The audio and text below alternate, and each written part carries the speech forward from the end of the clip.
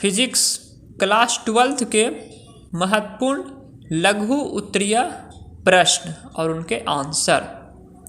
Question number 51 है, विद्युत चुंबकीय तरंग के 2 गुणों को लिखें। इसका आंसर है विद्युत चुंबकीय तरंग के 2 गुण निम्नलिखित है। पहला, विद्युत चुंबकीय तरंग अनुप्रस्थ तरंग होती है। दूसरा, विद्युत चुंबकीय तरंग की चाल 3 × 10⁸ मीटर प्रति सेकंड होती है। क्वेश्चन नंबर 52, विद्युत चुंबकीय तरंग क्या है? इसका आंसर है जब 2 परस्पर लंबवत विद्युत क्षेत्र और चुंबकीय क्षेत्र में विचरण करके इसके दिक् स्थान पर विद्युत चुंबकीय विक्षेप उत्पन्न करता है तो ये विक्षेप तरंगों के गुण को दर्शाता है जो दिक् स्थान में बिना किसी पदार्थिक माध्यम के विद्युत क्षेत्र तथा चुंबकीय क्षेत्र के लंबवत गति करते हैं। तो इन तरंगों को ही विद्युत चुंबकीय तरंग कहा जाता है। आगे क्वेश्चन नंबर 53, विद्युत चुंबकीय वर्णक्रम स्पेक्ट्रम किसे कहते हैं? इसका आंसर है यदि सभी विद्युत चुंबकीय तरंगों को उनकी तरंगदैर्घ्य के आधार पर एक क्रम से व्यवस्थित किया जाए तो जो अनुक्रम प्राप्त होता है उसे ही विद्युत चुंबकीय वर्णक्रम या स्पेक्ट्रम कहते हैं। क्वेश्चन नंबर 54, एक्स किरणों के किन्हीं 2 गुणों को लिखें।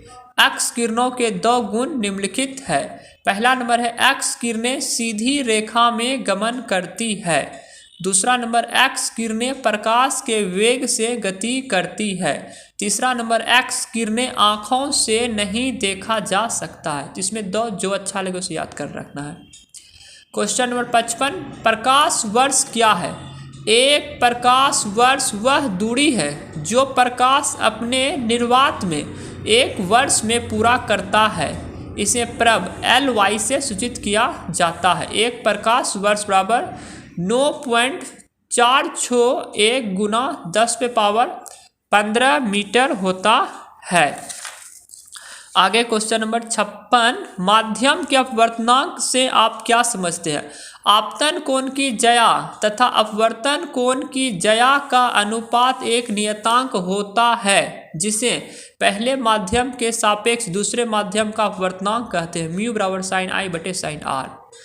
क्वेश्चन नंबर 57, प्रकाश के पूर्ण आंतरिक परावर्तन के लिए आवश्यक शर्तों को लिखें। पूर्ण आंतरिक परावर्तन के लिए आवश्यक शर्त निम्नलिखित है। पहला नंबर, प्रकाश की किरण को सघन माध्यम से विरल माध्यम में जाना चाहिए। दूसरा नंबर, आपतन कोण का मान क्रांतिक कोण से अधिक होना चाहिए। क्वेश्चन नंबर 58, नेत्र की समंजन क्षमता से आप क्या समझते हैं? इसका आंसर है नेत्र की वह क्षमता जिसके कारण नेत्र लेंस की फोकस दूरी में परिवर्तन कर नज़दीक व दूर की वस्तुओं को स्पष्ट रूप से देखा जा सकता है उसे नेत्र की समंजन क्षमता कहते हैं। क्वेश्चन नंबर 59, समपोषी व्यतिकरण की 2 आवश्यक शर्तों को लिखें। दोनों तरंगों के बीच कालांतर डेल्टा फाई 0 या पाई का समगुणक होना चाहिए। फाई बराबर 0, 2 पाई, 4 पाई, 6 पाई। दूसरा, दोनों तरंगों के बीच पथांतर डेल्टा x 0 या लेमडा बटे 2 का समगुणक होना चाहिए। डेल्टा x बराबर 0, लेमडा, 2 लेमडा, 3 लेमडा। और यही विनाशी व्यतिकरण में समगुणक के स्थान पर विषम गुणक होता है, ऐसा इसमें लिखना है।